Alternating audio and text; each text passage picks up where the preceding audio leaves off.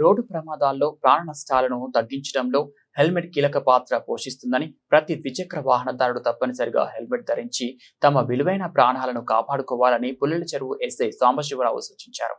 మార్కాపురం జిల్లా పుల్లల చెరువు మండలంలోని పలు ప్రాంతాల్లో ఎస్ఐ సాంబశివరావు ఆధ్వర్యంలో పోలీసులు వాహన తనిఖీలు చేపట్టారు. ఈ సందర్భంగా ఎస్ఐ సాంబశివరావు మాట్లాడుతూ అమ్మ మనకు జన్మనిస్తే హెల్మెట్ పునర్జన్మనిస్తుంది అనే నినాదాన్ని ప్రతి ఒక్కరూ గుర్తుంచుకోవాలని అన్నారు.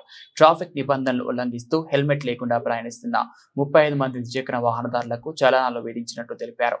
ద్విచక్ర వాహనాలు నడిపే సమయంలో నిర్లక్ష్యం, అతివేగం, ట్రాఫిక్ నిబంధనల ఉల్లంఘన వంటి కారణాల వల్ల అనేక రోడ్డు ప్రమాదాలు జరుగుతున్నాయని ఆయన పేర్కొన్నారు. ప్రమాదం జరిగిన సమయంలో తలకు తీవ్రమైన గాయాలు కాకుండా కాపాడేది హెల్మెట్ మాత్రమేనని తెలిపారు. చిన్నపాటి ప్రమాదం జరిగినా హెల్మెట్ లేకపోతే ప్రాణాపాయం సంభవించే అవకాశం ఉందని హెచ్చరించారు.